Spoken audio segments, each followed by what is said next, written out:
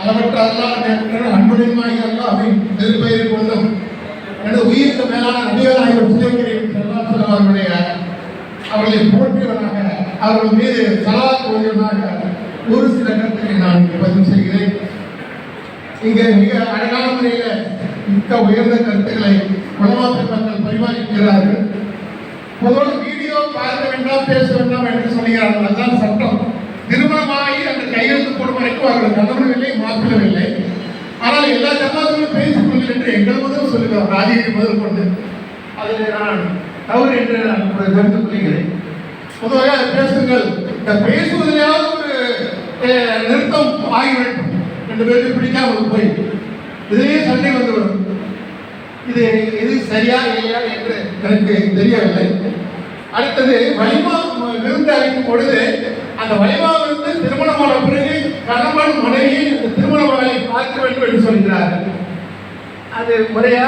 அது பிறகுதான் வலிமா விருந்து அளிக்க வேண்டும் என்று சொல்கிறார்கள். அதை பற்றி தங்கள் கருத்துக்களை சொல்ல வேண்டும். அடுத்தது கவுன்சிலிங் என்பது அந்த ஊருக்கும் நடக்க வேண்டும். ராஜகிரினா ராஜகிரி, பண்டாரவரைனால் பண்டாரவரை. அதை முன்பே ஜமாத் உலமா பெருமக்கள் சொல்லியிருக்கிறேன். எந்த தொகையிலே அது நடக்க வேண்டுமோ, மாங்குடி என்றால் மாங்குடி அந்த பள்ளிவாசல் நடக்க வேண்டும். அதுக்கு இப்போ எல்லாம் நீங்கள் பொதுவாக நான் திருமணத்தில் வயதை பார்க்கும் பொழுது மாப்பிள்ளை பெண்ணுடைய வயது ஒரே வயதாக இருக்கிறது. அப்படி என்றால் ஒரே பள்ளியிலே கல்லூரியிலே படித்திருக்கலை என்பது நிரந்தரமான உண்மை. முன்பெல்லாம் 5-6 வயது 10 வயது வரைக்கும் வேறுபாடு இருக்கும். எல்லாம் செட்டாகி தான் திருமணம் ஆகிறது. எங்கு பார்த்தாலும் காதல் திருமணம். அதில் மோசமான காதல் நல்ல காதல், மோசமான காதல் ஓடிவிடுவது, நல்ல காதல் தந்தையிடம் தாயிடம் சொல்லி அதை சமாதானப்படுத்தி இருக்கிட்டால் அவங்க ஏற்றுக்கொண்டு திருமணம் ஆகும். இதுதான் எல்லா ஊரிலும் அதிகமாக நடக்கிறது என்ற நான் அறிகிறேன். இதற்கு எந்த விதமான தீர்வு அளிப்பது என்றையும் நீங்கள் சொல்ல வேண்டும்.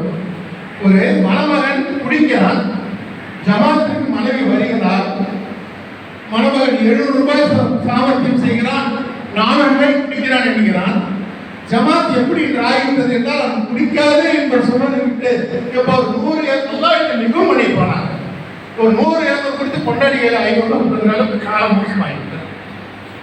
மது அருந்தவர்கள் எவ்வளவு தவறு என்பதை சொல்லுகின்ற அந்த தைரியம் ஜமாத்துக்கு போய் கொஞ்சம் குடித்து குறைத்து கூடி மனைவியை நிறைந்து கூட என்று சொல்லுகிற காலத்தை நாம் வாழ்ந்து கொண்டிருக்கிறோம்.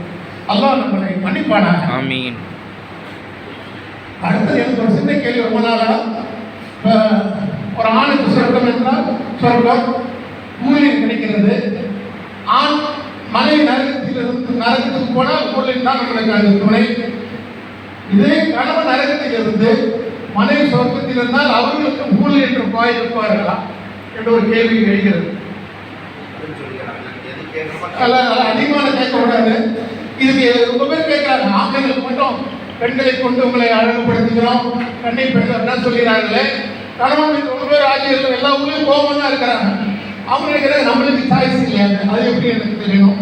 அடுத்தது இந்த கவுன்சிலிங்கிறது என்னன்னு அதை பற்றி பேசணும், அதில் பொருள் கொடுக்கணும். இந்த சப்ஜெக்ட் பற்றி நீங்கள் பேசணும் அப்படின்னு சொல்லிட்டு அப்போ அவங்க 2 பேரும் எதுக்கும் போய் நம்மகிட்ட வரல. நீங்கள் ரொம்ப கேட்குறீங்க, நாங்கள் தகுந்த மற்ற கல்யாணம் பண்ணிக்கிறோம்னு சொன்னால் அதுக்கு நம்ம மாற்று வழி என்ன செய்யணும்? இது சம்பந்தமான விளக்கத்தில் நீங்கள் அப்படி நினைக்கிறேன். எல்லாம் மிகப்பெரியவர். இந்த ஏற்பாட்டினை ராமராஜ் வட்டார சொன்ன ஜமாத்துடன் இணைந்து வட்டார ஜமாத் உலமா செய்கிறது. வட்டார ஜமாத் உலமாவை இன்ஷா அல்லாஹ் தலைவர் பொருளாளர்கள் வந்திருக்கிறார்கள், செயலாளர் இருக்கிறார்கள்.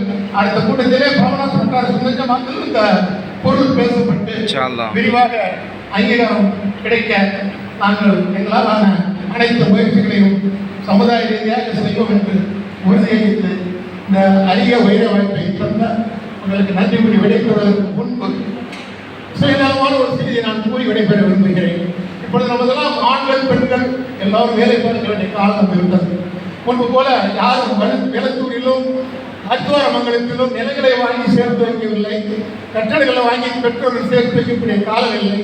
அதனால் ஆணும் பெண்ணும் சாமர்த்தியம் செய்தாக வேண்டும் என்று நாங்கள் எல்லாம் ஜமாத்தில் வலியுறுத்தி வருகிறோம்.